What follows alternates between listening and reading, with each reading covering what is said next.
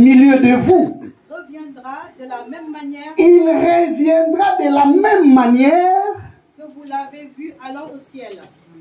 Que vous l'avez vu allant au ciel. De la même manière que vous l'avez vu monter, de la même manière que vous le verrez venir.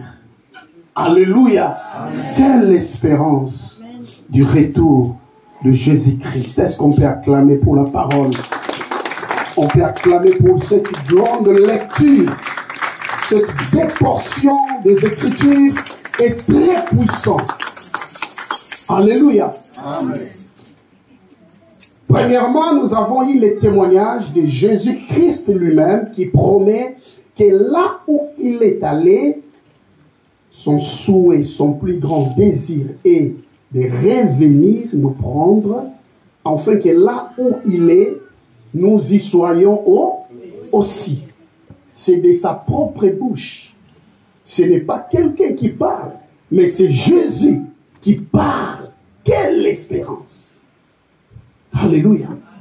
Si c'était peut-être un homme qui parlait, je pouvais prendre cette parole à la légère. Mais c'est comme c'est Christ lui-même, notre maître, notre modèle.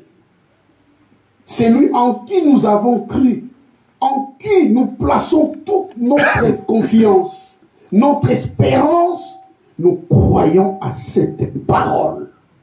Alléluia. Amen. Bien-aimés dans le Seigneur, Jésus-Christ reviendra. C'est sorti dans sa propre bouche. Alléluia. Amen. Il reviendra. Ce n'est pas une utopie. Ce n'est pas de l'aventure. Mais c'est une réalité. Le retour de Christ va s'effectuer. Alléluia. Amen. Et le deuxième témoignage, nous l'avons reçu quand Christ est monté. Et la Bible dit, 2 hommes vêtus de blanc. 2 hommes mystérieux. Je crois que ce sont des anges qui sont venus donner l'espérance aux apôtres. De la même manière que vous l'avez vu monter, de la même manière, vous le verrez revenir. Alléluia. C'est pourquoi moi je crois. Parce que Jésus-Christ lui-même a témoigné de son retour et les anges aussi ont témoigné de son retour. C'est pourquoi je crois. J'ai la confiance que Jésus-Christ reviendra. Amen. Alléluia. Amen. Le retour de Jésus-Christ est une réalité et elle est réelle. Ce n'est pas quelque chose imaginaire, mais elle est réelle. Amen. Amen. Et ce retour marque 3 choses. La première des choses, la consommation du plan de Dieu pour l'humanité. Christ doit revenir pour la consommation du plan de Dieu pour l'humanité. Alléluia. Tout ce que nous vivons sur la terre, tout ce que nous faisons passera. Il y a un jour, quand Christ reviendra, cela mettra fin. C'est pourquoi on peut tout faire sur la terre, mais on ne peut pas oublier qu'un jour, ce monde passera. Les choses de ce monde passeront.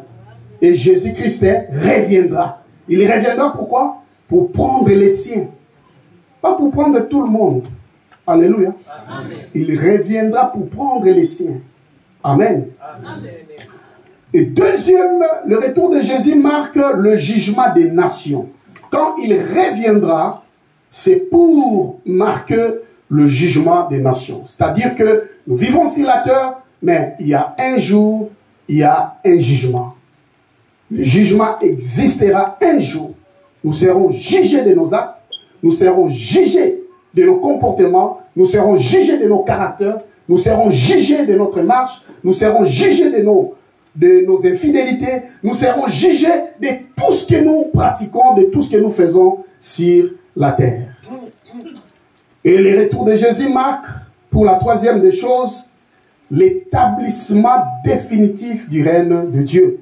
Il reviendra pour marquer l'établissement définitif du règne de Dieu. Il faut que Dieu règne sans adversaire, sans ennemi, sans personne qui peut embrouiller les enfants de Dieu. Sans personne qui peut tourmenter, qui peut troubler les enfants de Dieu.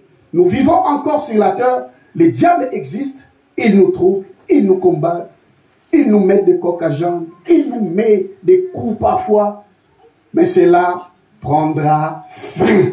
Parce qu'il faut que le règne de Dieu soit total dans le monde. Alléluia. Amen. Les